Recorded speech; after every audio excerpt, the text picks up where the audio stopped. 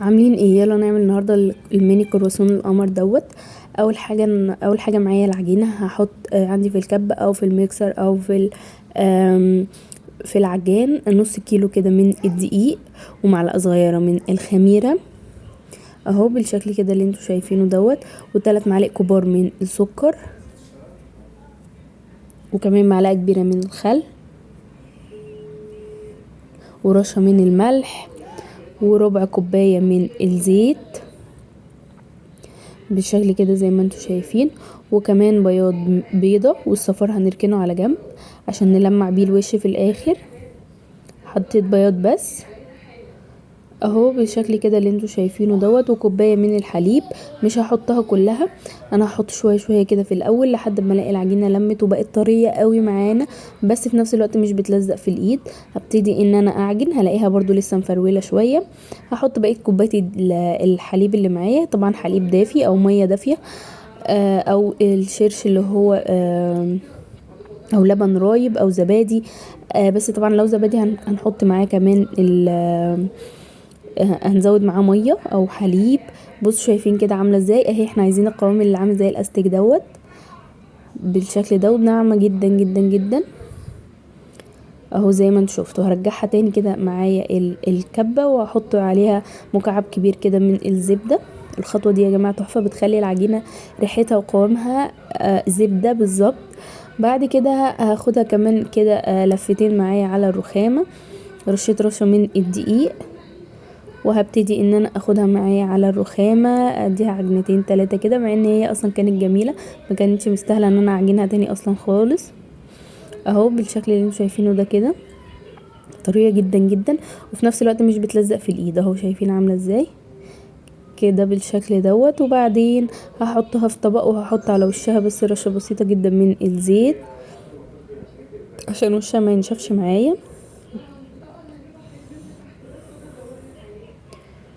وبعد كده اهي خمرت، هديها بوكس وهنزلها كده على الرخامة، وهقوم مقطعة منها كويرات كده. انا هعمل يا جماعة طريقة التوريق ممكن نستغنى عنها تماما تماما، دي تنفع لأي معجنات، للمدارس، للفطار، للسناك بالليل، اي حاجة ممكن تعملوها بالشكل اللي انتوا عايزينه. بس انا هعمل طريقة التوريق النهاردة، ممكن مرة تانية نبقى نعمل نفس العجينة بس في اشكال تانية او من غير طريقة التوريق دي اهو بالشكل ده. بلمها كده كور، ده هيبقى ميني كرواسون. ممكن لو حشيناه شوكليت كده من الاول وحطيناه في الفرن هيبقى زي المولتو. ممكن نحشيه كمان مربى، ممكن نحشيه جبنه بيضه، او جبنه اللي هي البراميلي، نحشيه جبنه رومي. بس انا هحشيه بعد ما يستوي. ببتدي اخد اول كرة عملتها واقوم فرداها كده. شايفين العجينه يا جماعه مرتاحه وجميله معايا ازاي؟ هاخد اول كرة شكلتها دايره، وبعد كده هبتدي ان انا افردها كده شوية، مش شرط كتير قوي، عادي، بس كده كده هنفردها تاني يعني. ومعايا هنا خليط زبدة، وحطيت كمان معلقة من الدقيق معاه اهو بالشكل ده كده. وهبتدي ان انا ادهن اول طبقة واركنها على جنب، وهكرر العملية مع بقية الكويرات كلها اللي انا مجهزاها. وعلى فكرة لو ما رشيتوش دي مش هتلزق معاكم تمام. انا خدت مني حوالي كوبايه دقيق، وعليها كمان معلقه كبيره، قصدي سوري كوبايه لبن وعليها معلقه كبيره او حليب تمام، على حسب الدقيق طبعا. وهبتدي اكرر كده المرحله لحد ما الكميه كلها تخلص معايا اهو. خلصت كده كل كميه، حطيت اخر طبق، وهبتدي ان انا احطها على طبق واغطيها بستريتش واحطها في الفريزر او في التلاجة. لو مش مستعجلين عليها حطوها في التلاجة شويه كتار كده تمام. انا حطيتها في الفريزر شويه بس ما كانتش الزبده ما كانتش جمدت قوي ماشي. هبتدي ان انا بقى افرد فيها، واهم حاجه عندي اهم طبقتين، اول طبقه من فوق واخر طبقه من تحت، ان هما يبقوا يعتبر مجمعين تحتيهم كل الطبقات التانية عشان الزبده ما تفضلش تطلع معايا من الاطراف. هبدا ان انا اظبط فيهم كده على قد ما اقدر، افرده بقى على قد ما تقدروا بالشكل ده. قلبتها اهوت، وهبتدي برضو افرد الطبقه اللي تحت زي ما قلت لكم اهو بالشكل كده. ابتدي افرد فيها كويس جدا جدا جدا اهو، بساوي كده على قد ما اقدر تمام.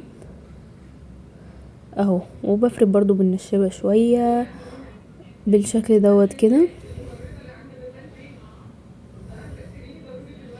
او زي ما انتم شايفين كده.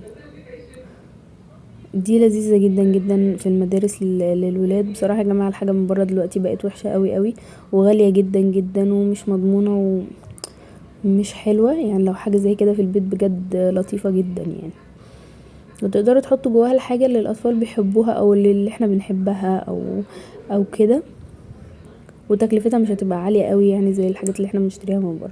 هنا معايا مربى، هحشي 2 بس مربى. لقيتها العجينة ما شاء الله طرية قوي قوي وجميلة، فالمربى كانت بتبوظ منها، فقلت خلاص هحشيها بعد ما تستوي افضل. هفتحها كده زي ساندوتش واقوم حاطه فيها المربى من جوه واي حشوه انا عايزاها. ممكن نحط نوتيلا، ممكن نحط بقى حاجات حادقه، لانشون، جبنه رومي، جبنه بيضه وزيتون. هقطعها بقى رفيعه خالص كده جدا زي عشان تبقى زي الميني كرواسون كده بالظبط او المولتو. تمام، يعني يعتبر الحجم ده اهو. دي كنت بجرب فيها المربى بس لقيتها طبعا من كتر ما هي سايحه وطريه المربى لقيتها بتطلع منها، فقررت ان انا هحشي بعد ما اخلص اهو كده بالشكل ده. وده اهو دي كده هنا من غير مربى، فطبعا الشكل ظابط اكتر اهو. شايفين بقطع كده مثلثات، برفع على قد ما اقدر المثلث، وبعدين وانا بعمل بقوم مبططاه بايدي برضو، بس ببطط من فوق بس بحيث ان من تحت شكل المثلث او الهرمي دوت يبقى معايا ويديني اللي هي القفله الجميله ديت اهو. وبعدين هنا ادي صفار البيضه اهو اللي احنا ركناه على جنب من الاول. حطيت عليه كيس من الفانيليا وكمان رشة من الحليب، وحطيتها اتخمرت كده في الفرن. شايفين بتتهز ازاي معنى كده ان هي متخمرة تمام. هولع بقى الفرن على درجة حرارة 180 تمام بالشكل دوت. انا كنت دهنها بالصفار والخليط دوت قبل ما تخش التخمير، وبعد ما طلع برضو هديها دهنه تاني عشان تديني القرمشه من فوق واللون الجميل قوي بتاع الكرواسون اللي احنا بنشوفه. هدخلها على درجه حراره 180، هتتحمر من تحت والوش هيبتدي كمان يتحمر. لو لقيناه لسه ناقص قوي هنطفي من تحت ونولع الشوايه لحد ما تطلع بالشكل القمر دوت. لو معجنات عاديه هتدخل على درجه حراره 200، واول ما نحس ان هي اتحمرت من تحت هنفتح برضو عليها الشوايه. لكن لو اللي هو الكرواسون اللي بطريقه التوريق لازم يبقى درجه الحراره تكون قليله شويه عن المعجنات العاديه. بصوا شايفين شكله قمر ازاي، تحفه تحفه بجد اهو بالشكل ده كده معانا. جميل قوي يا جماعه بجد، طعمه تحفه. هنبدأ بقى نفتح كده اهوت مع بعض واحدة ونحشيها. شايفين من جوه طرية ازاي ومن بره في نفس الوقت كريسبي. هحط كده قطعة من اللانشون وكمان قطعة من الجبنة الرومي. شايفين بقى شكله تحفة. ودي هحط فيها مربى اهو.